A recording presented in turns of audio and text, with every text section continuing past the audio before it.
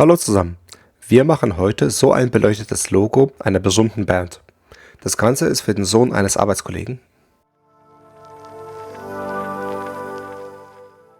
Es besteht aus 3 Teilen.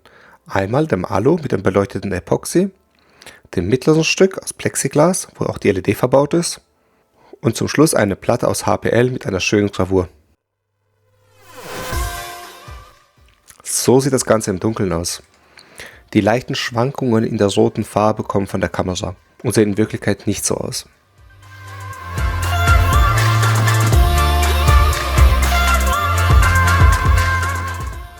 Hier kann man die Teile nochmal auseinandergebaut sehen.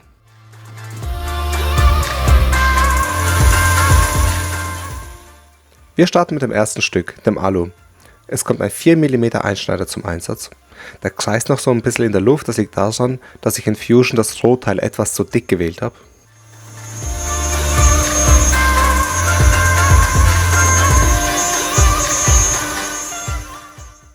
Das Ganze sieht aus wie Alu, aber ich muss sagen, das ist Kaugummi. Ganz zäher Kaugummi. Ich habe diese Aluplatten geschenkt bekommen und ich muss sagen, die Legierung ist zum Zersparen wirklich schlecht, sehr schlecht. Deswegen habe ich die Zustellung so moderat gewählt. Nur so habe ich die Wärme und dieses Schmieren in den Griff bekommen.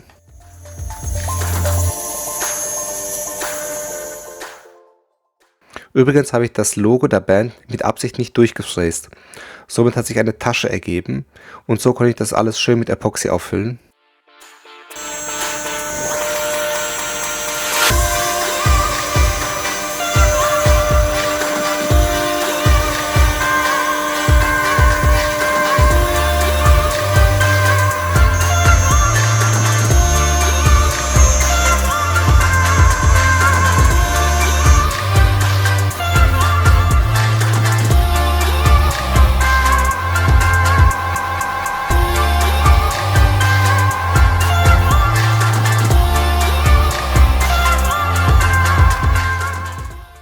So sieht das Ganze fertig aus.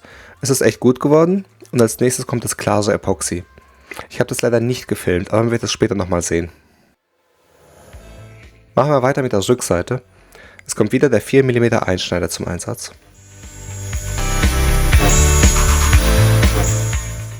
Man kann es schon hören, ich fahre ein bisschen aggressiv ins Material. Es ist also nicht ganz ideal, aber trotzdem ist das Ergebnis gut geworden.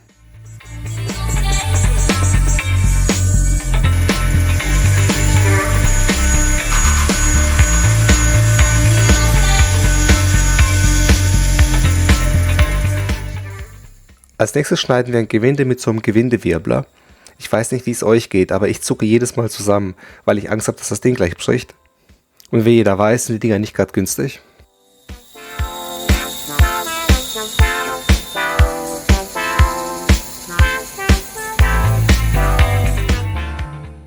Das Gewinde ist fertig und jetzt kann man auch das zuvor erwähnte klare Epoxy sehen.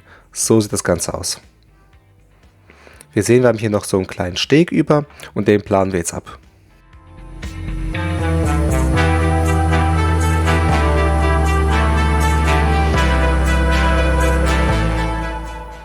Das ist mein Planfräser von FrazerBit. Ich muss sagen, das ist ein echt tolles Werkzeug. Man kann an der nicht flüssigen Bewegung schon erkennen, dass ich das mit der Hand mache. Also ich stehe einfach am Handrad und fahre das manuell ab. Dadurch, dass ich auch auf der gleichen Zeitebene wieder zurückfahre, ergibt es solche hässlichen Rattermarken. Da das aber von hinten ist, finde ich es nicht weiter tragisch.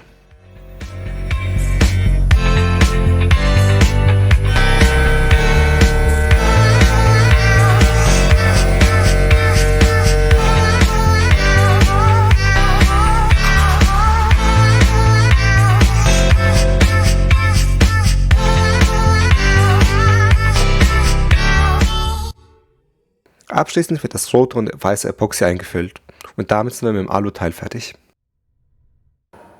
Machen wir weiter mit der HPL-Platte. Es kommt ein ganz normaler 6 mm Einschneider zum Einsatz.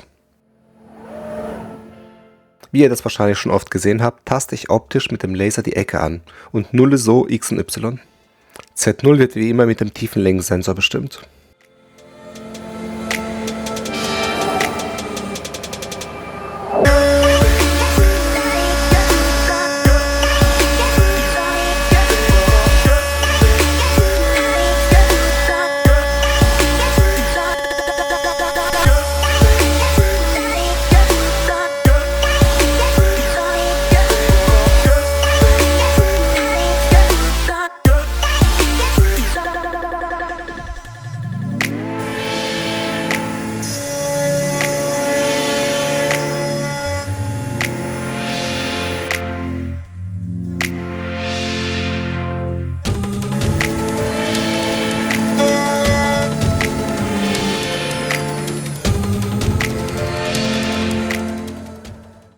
Machen wir weiter mit der Gravur. Es kommt wieder mein Frazerbit 90 Grad Gravierstichel zum Einsatz. Das Tolle an diesem Werkzeug ist die abgerundete Spitze. Das erzeugt immer ein sehr, sehr schönes Bild, also ich bin begeistert.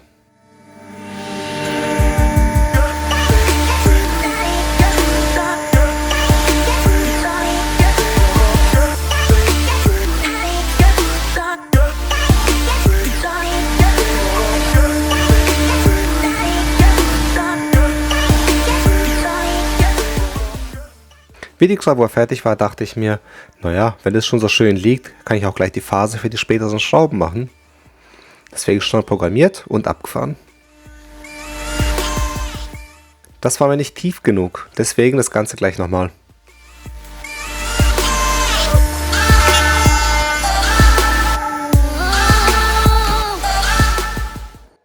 Kommen wir zum Plexiglas. Als allererstes wird die Dichtschnur eingesetzt, damit ich genau an der Stelle das Vakuum habe. Bei dem Plexiglas selbst handelt es sich um so ein Reststück.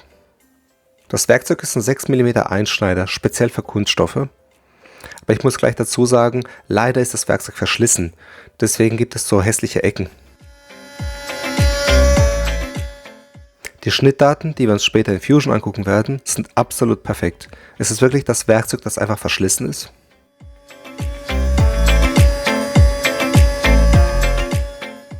Übrigens, das Plexiglasstück ist absolut symmetrisch aufgebaut.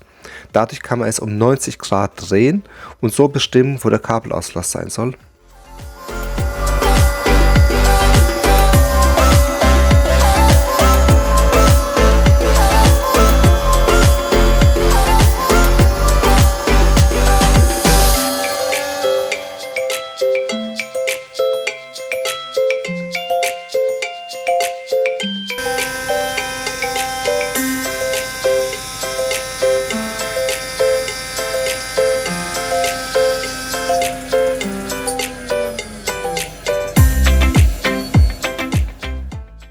Kommen wir zur LED.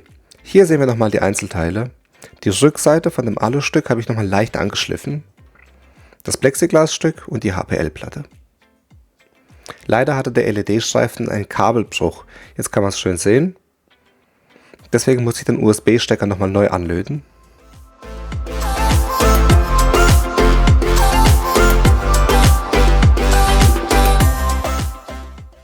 Das sieht richtig gut aus und jetzt geht es ans Verlegen. Dazu gibt es eigentlich nicht viel zu sagen. Es wird einfach einmal entlang gelegt und entsprechend abgeschnitten. Es ist simpel, einfach und ich finde, es sieht wirklich gut aus. Ja, bleibt dran, wenn ihr wissen wollt, wie das Ganze in Fusion gemacht wird. Bis gleich.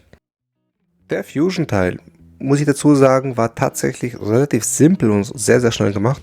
Ich bin einfach ins Internet, habe einfach den Bandnamen eingegeben, habe mir das Logo rausgezogen und dann in die Suchmaschine, ich meine sowas wie JPEG to DXF Converter, irgendwie sowas eingegeben. Das wurde dann relativ schnell umgewandelt, importiert und das war es eigentlich schon. Genau so sah das aus. Da habe ich mir Gedanken gemacht über die Größe, also das habe ja ich gemacht. Habe mir so eine Mittellinie eingezeichnet, damit ich mir das so besser vorstellen kann. Und das war tatsächlich die ganze Konstruktion, also war wirklich sehr, sehr schnell gemacht. Dann habe ich das Ganze extrudiert. Dann also das Logo selbst, die Füllung extrudiert. Dann genau, ich habe das nochmal gemacht. Einmal, jetzt kann man sehen, weiß, 1, 2, 3, 4 und rot einmal. Dann noch ein bisschen gerundet. Und dann folgte auch schon die zweite Skizze. Also ich sage mal, man kann es ja schon erahnen, was es ist. Das ist das Plexiglasstück. So sah das Ganze aus. Dann wurde auch das extrudiert, gerundet. Dann folgt diese HPL-Platte. Ich glaube, hier bei mir ist es schwarz, normalerweise ist es ja weiß. Achso, ich habe es in zwei Schritte gemacht, genau. Einmal die Füllung selbst und einmal diese Deckschicht. Ich meine, das ist so ein Mix aus dem Kleber, also das schwarze Stück. Und das weiße ist, ich meine, Melanin oder irgendwie sowas. Also auch irgendwie so eine komische Deckschicht. Deswegen habe ich das so in 2 Stufen gemacht. Damit es auch gleich wirklich wie echt aussieht. Übrigens kann man hier zum Beispiel aufs Plexiglas drücken, dann auf Darstellung.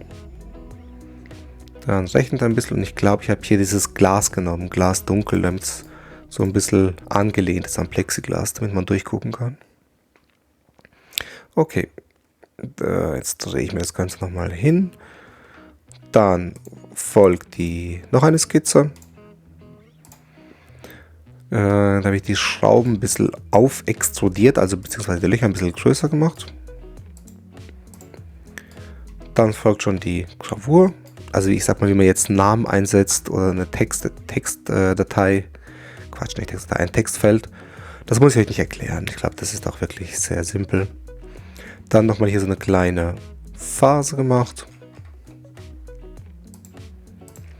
Und jetzt muss ich zugeben, weiß ich selber gerade nicht, was das hier sein soll. Was ist das? Achso, das ist die Aussparung. Achso, das ergibt sich jetzt so. Okay. Genau, diese Aussparung. Das war das hier. Und wie gesagt, man kann dieses Plexiglasstück einfach um 90 Grad drehen, dann ist es hier unten, 90 Grad drehen, dann ist es hier oben, nochmal 90 Grad, dann ist es hier. Ist natürlich absolut symmetrisch. So, ich blende alles nochmal ein. Genau, dann runde ich auch das hier nochmal so ein bisschen. Ich glaube, man kann es jetzt sehen. Das sind die harten Kanten, das ist gerundet. Dann folgt nochmal eine. Wie gesagt, was war das nochmal? Achso, das sind die Gewindestücke. Genau, zuerst mal so eine Tasche. Dafür vielleicht isoliere ich das erstmal. Genau. Also hier einfach so eine kleine Bohrung. Da wird das Ganze natürlich noch 4 M8, meine ich, müssten das sein. Genau, M8 mit der Steigung 1,25. Und damit haben wir schöne Gewindeeinsätze. Genau, das war die ganze Konstruktion. Ich blende jetzt alles wieder ein. Und jetzt gehen wir in die Fertigung. Wir starten mit dem Aluteil. Jetzt kann man es schon sehen. Setup, Alu oben. Ich habe auch das Modell ausgewählt, Nullpunkt hier unten definiert. Bei dem Rohteil selbst habe ich, glaube ich, einfach 150 eingetragen, weil man hat ja gesehen, es hat eine ganz komische Form gehabt. Interessiert mich eigentlich nicht. Wichtig war für mich einfach nur hier unten, dass ich hier ja, so 1 Millimeter oder 2 Millimeter wegbleibt von der Wand. Das ist wichtig, wenn ich die Kontur abfahre, dass ich einfach diesen Punkt hier nehme. Und das kann man jetzt eigentlich auch gleich live anschauen, wenn ich so überlege.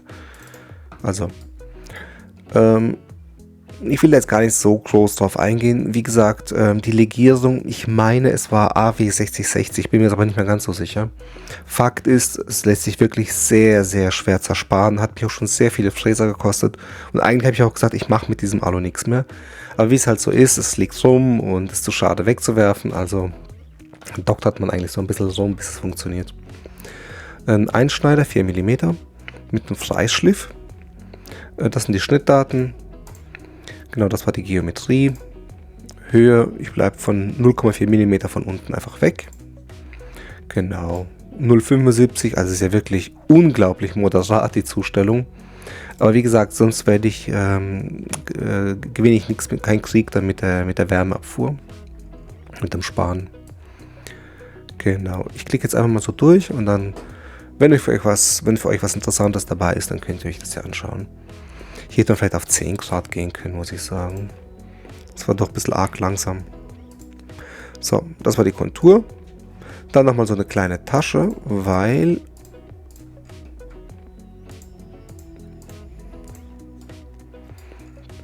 so ein Mini-Steg hier in der Mitte stehen geblieben ist.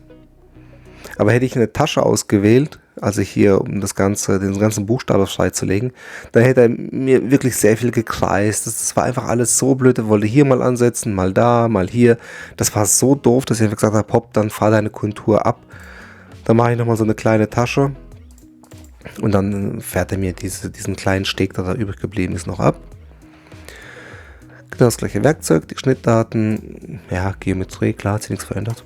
Von den Höhen, niedrigste Auswahl plus 0,4, also ich bleibe einfach 0,4 weg. Genau. Und bei Rohteil habe ich diesen Wert einfach immer so lange erhöht, bis er nur noch hier in der Mitte was machen wollte. Getrickst, ja, geht wahrscheinlich auch alles etwas schöner, eleganter, aber es hat funktioniert. Und das sind auch die Schnittdaten. Ich weiß ehrlich gesagt gerade nicht, wieso ich das zweimal gemacht habe. Keine Ahnung. Scheinen auch völlig identisch zu sein. Vielleicht wollte ich da mal was machen und kein Plan. Als nächstes machen wir die Außenkontur. Achso, genau, so wird alles freigelegt. Dann das Mittelstück. Ich finde auch das hier komisch, machen wir es einfach weg. Genau, dann folgt die Außenkontur. Wir fangen jetzt mal von hinten an. Ich habe hier diesen Punkt definiert. Das einfach von hier so reinfährt. 10 mm, ohne irgendeinen Radius, ohne irgendwas. Einfach stumpf runter und seitlich reinfahren. Also arbeite ich hier bei der Außenkontur gar nicht mit der Stirn, sondern nur mit der Seite. Das Werkzeug ist unverändert, das sind die Schnittdaten. Genau, bleibe ich wieder 0,4 mm vom Boden weg. Wieder diese sehr moderate Tiefenzustellung. Lasse ein Mini-Rohteilaufmaß. Genau, und dann fahre ich die ganze Kontur nochmal ab. Alles unverändert, einfach dupliziert. Hier sage ich 041, weil ich ein bisschen wegbleiben will von dem Boden, damit die Stirn überhaupt nicht arbeiten muss, damit die Wand nochmal wirklich perfekt wird. Ja, in 3 mm Tiefenzustellung und hier habe ich das reduziert auf 1 mm. Kann man sehen, dass das hier macht, das ist dieser Millimeter, das war vorher 10 mm und das war oben. Als nächstes folgt unten. Dafür muss ich mal alles. Achso, ich glaube, ich muss V drücken, gell? Ja.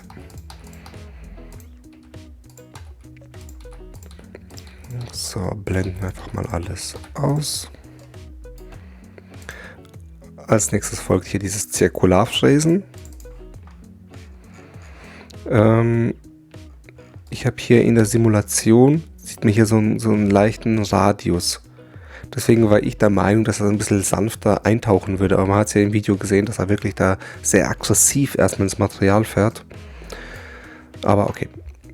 Die Schnittdaten, die Geometrie, die Höhe, die Durchgänge und diese Anfahr-Wegbewegung. Anfahr-Wegfahrbewegung. Und das Ganze mache ich 4-mal. Als nächstes folgt eine Kontur.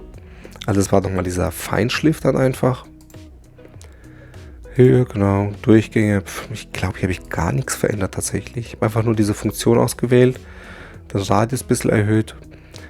Die Rampe, den Winkel. Und mehr habe ich eigentlich nicht gemacht. Genau, dass er einfach hier, jetzt kann man es besser sehen, dass er einfach ein bisschen schneller eintaucht und mir die Wand nochmal schön schlichtet. Gewinde, jetzt muss ich mal kurz gucken. Achso, genau, ich mache erstmal so ein, ich mache das in 2 Schritten. Vielleicht, wenn ich das Bauteil ausblende, kann man es ein bisschen besser sehen. Also zuerst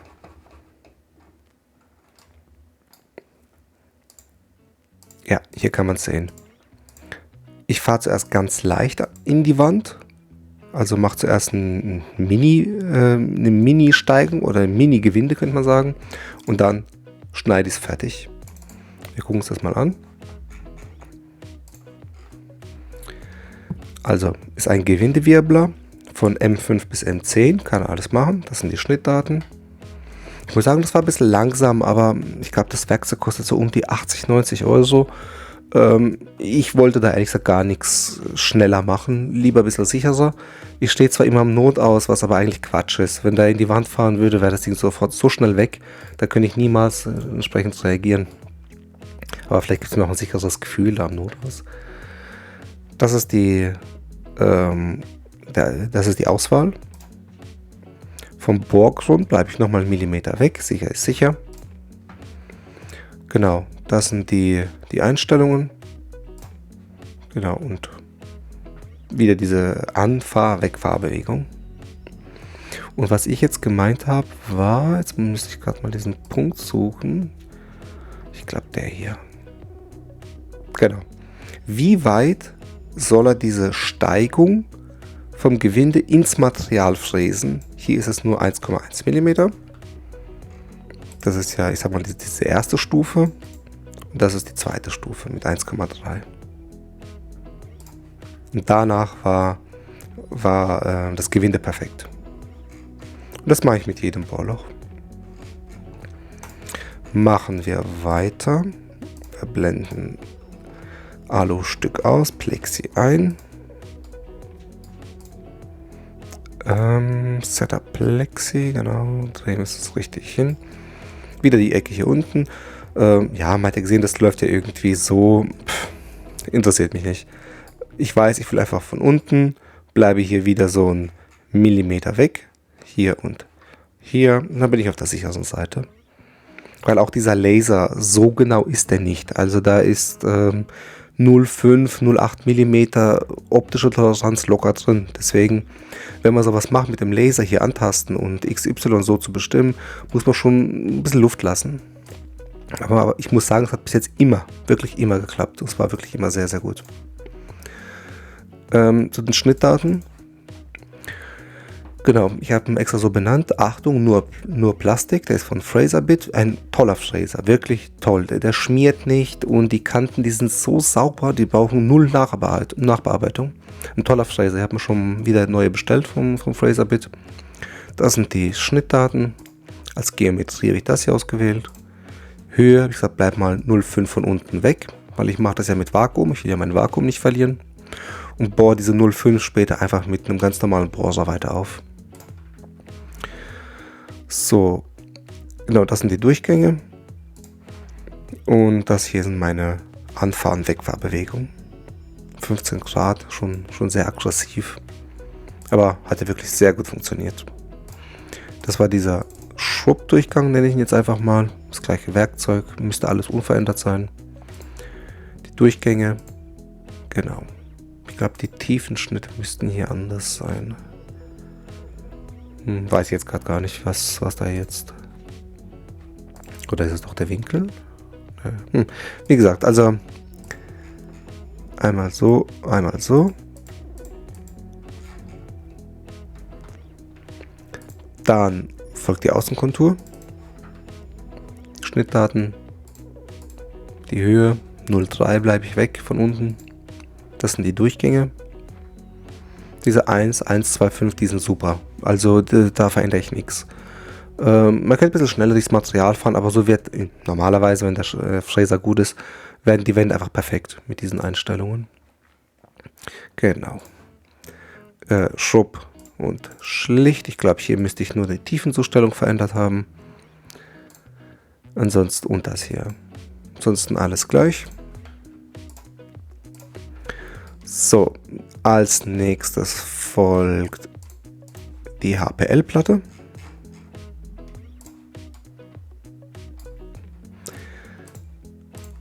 So sieht das gute Stück aus. Man kann sehen, ich habe wieder nur so aus dem Bauch einfach was dazu hinzu addiert. Wichtig ist für mich wieder diese Kante unten links, so mache ich es eigentlich immer. Das ist so ein 6. Ich habe zwar das Werkzeug stehen gelassen, aber ich habe mir halt hier so einen Kommentar gemacht. Das ist so ein 6 mm Einschneider. Ein ganz normales Werkzeug, also das ist eigentlich nichts Besonderes. Ich habe nur keine Lust gehabt, hier das Werkzeug auszusuchen, weil hätte ich wieder alles neu machen müssen. Aber die Einstellungen, die waren wirklich sehr, sehr gut für HPL. Hat man ja auch gesehen, sah ja toll aus. Die Höhen, die Durchgänge. Genau, und das waren die An- und Wegfahrbewegungen. Ich sehe, man hätte hier eigentlich ein Rohteilaufmaß hinzufügen müssen, aber passt schon. Und dann fahre ich es einfach nochmal ab im Schlichtgang. Als nächstes kommt das hier. Das sah ja auch super aus, also das hat mir wirklich sehr gut gefallen. Die Höhen, Durchgänge, die Wegfahrbewegung. Ich sag mal wieder Schrubb und schlicht. Da fährt er einmal, taucht er in die Mitte ein und fährt das einmal sauber ab. Die Höhen, Durchgänge, die Wegfahrbewegung. Hier kann man sehen, fährt in die, ja, relativ mittig, geht an die Wand und fährt es einmal ab. So, ein neues Setup ist jetzt aber völlig identisch zu dem. Man kann sehen, nur der Nullpunkt hat sich verschoben. Diese HPL-Platten sind schon sehr, sehr genau mit 6 mm. Also man hätte hier einfach sagen können, ich bleibe dabei und fahre einfach von oben ab. Aber sicher ist sicher und so weiß ich, dass auch die Gravur einfach perfekt wird. Einmal die Gravierposition mit meinem Fraser-Bit, Gravierstichel mit so einem Messereinsatz. Tolles Werkzeug, wirklich echt begeistert. Genau, die Geometrie, die Höhe, habe ich mir einfach gesagt, du darfst so tief eintauchen, wie du willst. 4 mm, da wäre ja schon fast am Boden. Irgendwann ist natürlich auch die Schrift begrenzt das natürlich, das Ganze. Aber im Prinzip habe ich ihm erlaubt, so tief einzutauchen, wie er möchte. Und ja, mehr gibt es eigentlich gar nicht zu erzählen. Und wie gesagt, er würde gerne 4 mm tief eintauchen, aber er weiß, dass er dann diese Wand hier zerstören würde. Also von diesem bis zu diesem Punkt hier. Und deswegen begrenzt er sich quasi selber. Genau, dann wird das graviert, alles völlig identisch. Jetzt die Kontur. Wie gesagt, diese Kontur habe ich erst programmiert, als er da mit der Gravur schon fast fertig war. Deswegen schnell und man kann auch schon sehen, die letzte Tasche fehlt. Also ich habe es ja eigentlich auch in 2 Schritten gemacht. Jetzt sieht man nur noch den fertigen Schritt. Aber das macht nichts. Das sind die Schnittdaten. Das ist die Geometrie. Die Höhe, sage ich, du darfst 1 mm tief eintauchen. Genau, eine Phase. Ich will es 3 mm. Na, eigentlich müsste eine Hilfe kommen. Ja, 3 mm breit, also die Phase soll 3 mm breit sein. Und das sollst du also wenn du 1 mm tief eingetaucht bist, mit dieser Ecke sollst du das machen. Mache ich ganz gerne hier diese Phasenfunktion. Ist echt gut. Hier habe ich nichts verändert. Das sind Standardwerte. Genau. Wenn man es jetzt ausblendet, kann man sehen, so sah das Ganze aus. Sieht so natürlich in der Realität nicht aus, weil er hier ist ein Loch gefräst. Eigentlich hätte man hergehen können und ich glaube, als allererstes korrigiere ich das schnell mal, dann passt das auch besser so. Ich werde auch hier sagen können, so Teil vom vorherigen Setup. Restmaterialbearbeitung fortsetzen. Möchten Sie wirklich? Ich habe damit nur nicht so gute Erfahrungen gemacht. Anfangs hatte Fusion irgendwelche Bugs drin mit diesem So-Teil fortsetzen. Man kann auch sehen hier Warnungen. Es hat mir irgendwie nie so richtig gefallen, deswegen benutze ich das tatsächlich nicht so gerne. Vielleicht müsste ich mich aber damit anfreunden, weil wie man hier sieht, hat das doch ganz gut übernommen. Wenn man ganz nach hinten springt, dann sieht man auch, passt das auch ganz gut hier in dieser Phase.